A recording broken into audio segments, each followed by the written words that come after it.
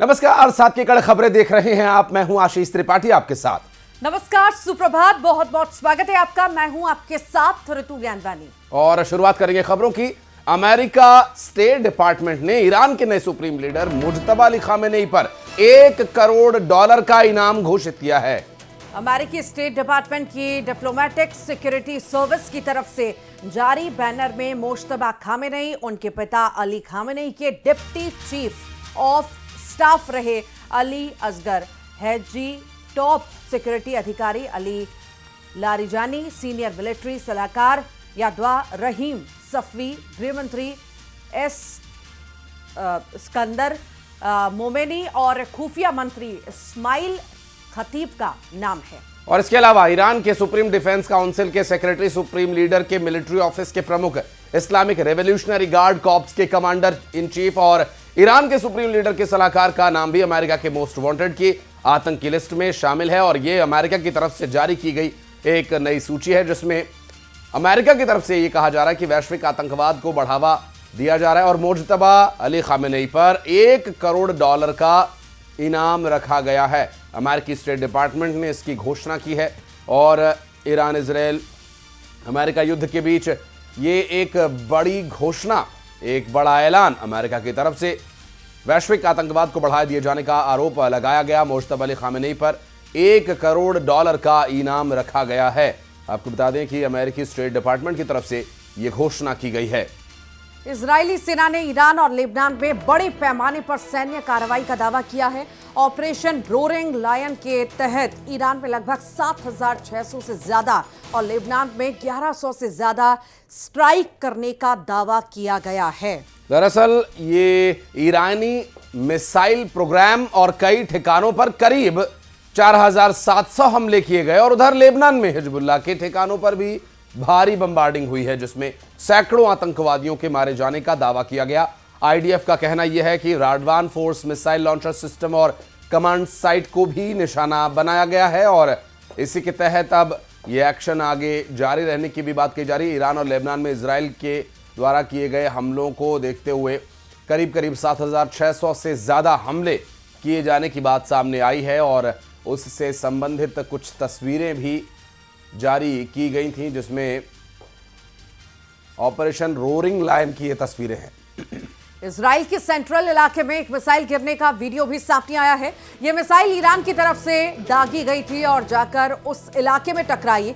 धमाके के बाद जो तस्वीरें सामने आई हैं वो बमबारी से हुई बर्बादी की कहानी बयां कर रही हैं। धमाके के बाद धुआं उठता भी दिखाई दे रहा है। मध्य इजराइल की तस्वीरें, जहां की तस्वीरें ये आप देख रहे हैं, धुएं का गुबार उठता हुआ सेंट्रल इलाके में एक मिसाइल गिरने का ये वीडियो है, जहां पर ये उसके बाद आग लगी। मिसाइल ईरान की तरफ से दागी गई थी और जाकर उस इलाके में टकराई। धमाके के बाद जो तस्वीरें सामने आई हैं वो बमबारी से हुई बर्बादी की कहानी भी बयां कर रही है। और अमेरिकी सेंट्रल कमांड ने ईरान पर हुए हमले का एक नया वीडियो जारी किया। यूएस सेंट्रल कमांड ने अपने नए बयान में यह कहा कि ईरान सालों से मिडिल ईस्ट की शांति के लिए नंबर 1 खतरा बना हुआ है। ईरान की सैन्य ताकत को कुचलने के लिए निर्णायक कार्रवाई जारी है ताकि क्षेत्र में अस्थिरता फैलाने वाली गतिविधियों पर रोक लगाई जा सके। और वीडियो को लेकर अमेरिका का दावा है, ये उनकी ताजा ऑपरेशनल कार्रवाई का विजुअल है। अमेरिका के इस नए वीडियो और बयान ने अमेरिका ईरान तनाव को और भी बढ़ा दिया है। तो न्यूज़ 18 के कैमरे में ईरान का इजराइल पर किया गया ताजा क्लस्टर बम अटैक कैद हुआ है। तेल अवीव में लगातार 14वें दिन भी सायरन बजते ही शहरों में अफरा तफरी मच गई है। लोग तेजी से अपने घर छोड़कर बॉम्ब शेल्टर की ओर भागते नजर आए और इसी दौरान आसमान से गिरते क्लस्टर बम न्यूज़ 18 के कैमरा में कैद हुए हैं। सायरन बज गई है फिर से। आज 14 दिन हो गए हैं, लेकिन उसके बावजूद भी ईरान की तरफ से लगातार अटैक किए जा रहे हैं इसराइल पर। कई जगहों पे मिसाइल जो है वो निशाने पे लगे हैं, कई इंटरसेप्ट हो रहे हैं, लेकिन लगातार अटैक्स का सिलसिला जारी है। सायरन बज गई है और अभी थोड़ी देर बाद जो है आप देख सकते हैं लोग भागना शुरू हो जाते हैं और चले जाते हैं वो शेल्टर में, बॉम्ब शेल्टर में। ये देख सकते हैं आप, लोग अंदर जा रहे हैं बॉम्ब शेल्टर्स में ये आप देख सकते हैं। तो ये आप देख सकते हैं कि लोग आ रहे हैं शेल्टर में।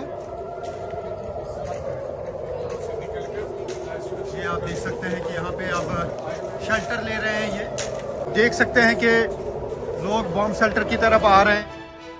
और ईरान के कुद्स डे की रैली को लेकर एक बड़ी खबर। अमेरिका, इजराइल, ईरान के बीच जारी तनाव खतरनाक मोड़ ले चुका और ईरान में कुद्स डे की रैली पर हुए हमले की जानकारी मिल रही है। तेहरान में हर साल रमजान के आखिरी जुम्मे को मनाए जाने वाले इस अंतर्राष्ट्रीय दिवस पर जोरदार धमाका हुआ है, जहां पर काले धुएं का बड़ा गुबार उठा है और इसी बीच लोगों ने अल्लाहू अकबर के नारे लगाने भी शुरू कर दिए। तो वहीं ईरानी मीडिया का दावा यह है कि इस जोरदार धमाके में एक महिला की मौत हुई है। दावा किया जा रहा है कि इस रैली में ईरान के राष्ट्रपति मसूद पेजेश्कियान और विदेश मंत्री अब्बास अराक्ची भी मौजूद थे। तो ईरान के मिनाब शहर में मासूम बच्चियों के स्कूल पर हमले का बदला लेने के लिए ईरान बौखलाया हुआ है। गर्ल्स एलिमेंट्री स्कूल पर हुए एयर स्ट्राइक में बड़ी संख्या में स्कूली लड़कियों की मौत का बदला लेने के लिए ईरान ने तेल अवीव की तरफ कई मिसाइलें दागी हैं। दरअसल कहा यह जा रहा है कि मिसाइल मिनाब में मारी गई स्कूली बच्चियों की याद में यह मिसाइल लॉन्च की गई है। और देखिए, स्टिकर लगाते हुए भी इसमें तस्वीर जारी की गई है।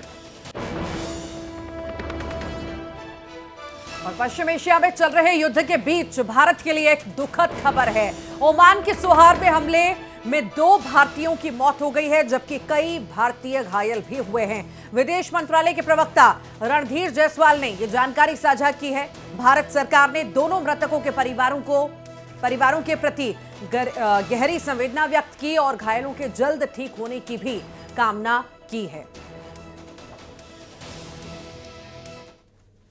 और बढ़ते आगे, रुक करेंगे कुछ अन्य खबरों का। इंडिगो ने भी अब किराया बढ़ा दिया है। दरअसल इंडिगो का किराया 425 रुपए से लेकर 2300 रुपए तक महंगा होने की बात सामने आ रही है। घरेलू और अंतर्राष्ट्रीय उड़ानों का किराया बढ़ाया गया है। अभी सरचार्ज का सामने आया था मामला कि किस तरह से सरचार्ज लगाया जा रहा है और अब किराए में भी बढ़ोतरी कहीं ना कहीं जो फ्रीक्वेंट फ्लायर हैं उन पर साफ तौर से असर देखा जाएगा। और आपको ये जानकारी दे रहे हैं कि इंडिगो ने 425 से 2300 रुपए तक किराया बढ़ाया है। महंगा हो सकता है। घरेलू और अंतर्राष्ट्रीय उड़ानों पर किराया बढ़ाया गया है। और इधर ईरान ने भारत को बड़ी राहत देते हुए एलपीजी से भरे 2 टैंकर्स स्ट्रेट ऑफ होर्मुज से ले जाने के लिए ग्रीन सिग्नल दे दिया है। पश्चिम एशिया में युद्ध की वजह से स्ट्रेट ऑफ होर्मुज से गुजर रहे जहाजों पर ईरान लगातार हमले कर रहा है, जिसकी जद में भारतीय टैंकर भी आ सकते हैं। अब सूत्रों के मुताबिक ईरान ने स्ट्रेट ऑफ होर्मुज से भारत आ रहे 2 एलपीजी से भरे जहाज को गुजरने की इजाजत देने पर हामी भर दी है। पश्चिम एशिया के हालात के बीच ईरान का यह फैसला अहम माना जा रहा है।